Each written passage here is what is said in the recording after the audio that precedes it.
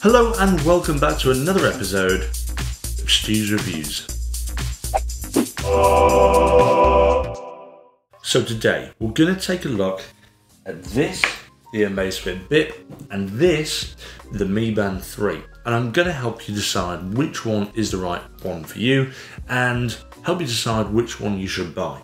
But first things first, let's talk about the similarities. Now, this is not going to be a review of them. This is just going to be a comparison between them. If you want to see a review of each of these individually, I've done separate reviews, so please check those out in the links in the description below. But let's talk about the similarities. So, number one, they both tell the time, which is an assumption, yes, but they both tell the time. They both have heart rate sensors and they can both be removed from their straps, so you can change the strap to a different style, such as like that for this one. And this one, which is a bit more difficult, has little buttons on the bottom. You gotta switch it out like that, but you can remove them from their straps so you can change the appearance of them. Now, another thing that these use is the same application. And I think that's important to say because actually the application is half the parcel. It's no good having a fantastic fitness tracker and a terrible app. They both use the Mi Fit app, which again, I've taken a look at in the reviews in the description and the links below. But just to give you an idea, it's a really nice looking application. It's very simple to use and it also connects with all of the Xiaomi's sort of health apps and health gadgets such as the fitness scales. So I really like that application and the fact that both of these use it is a huge positive for both of them. But do you know what? That's probably about it for similarities. I mean, okay, fine, they both display notifications and generally speaking they both display the exact same type of notifications, so anything on your phone will just get sent through, and the reason they both do the same is because they use that same app. Now, what about the differences? This is where they come into their own.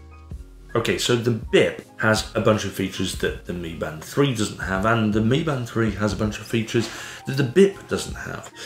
So let's take a look at those. Now, the Bip has a greater battery. It's about 30 to 40 days battery life. I've had about 40 days in total battery life out of this particular watch that I wear, which I think is incredible. This has a 20-day battery life, and I know that is also a really long battery life, but not as long as this. So that wins in that category. The Bip also has GPS built into it, which means that if you go for a run, you can just take this and it will actually log your route directly on the watch and sync up with a map on your phone.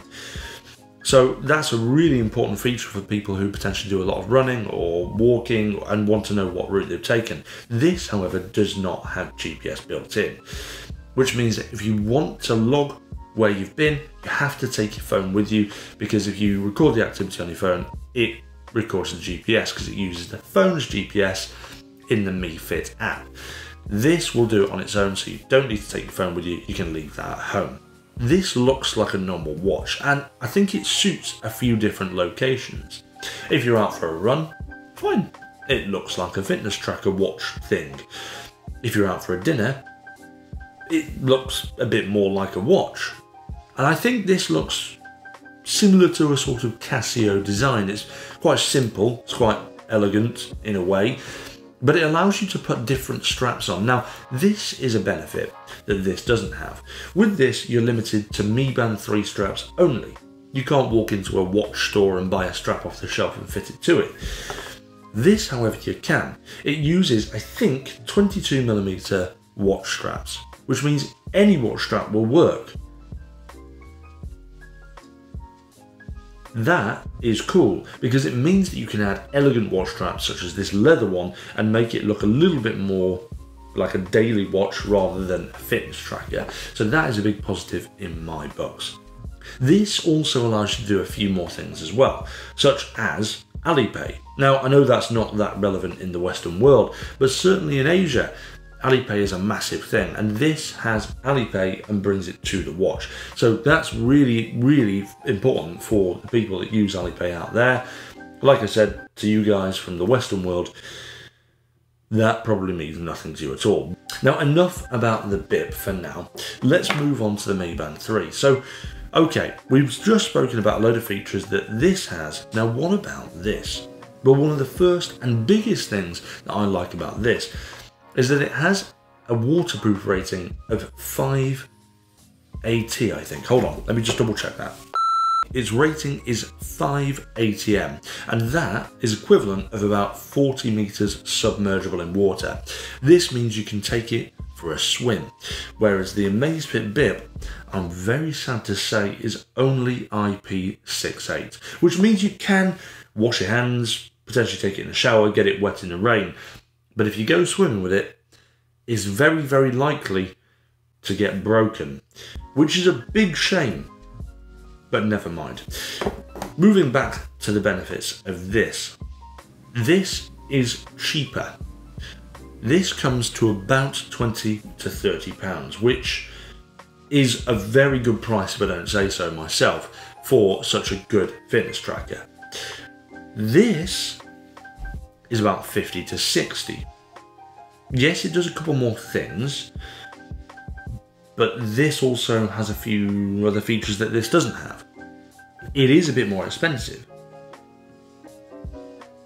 Is it worth it? That's the question. Is the extra money worth it? I'll come back to that in a minute. One last thing that this has over this, and it's only a tiny little kind of nitpicking thing. This takes 2 hours to charge. This takes 2.5 hours to charge. So this is a quicker charge, which could be important, but to be honest, with a battery life of about 20 days and about 30 to 40 days, doesn't really matter for either of them, to be honest. So on to the aforementioned question. Which one of these should you buy?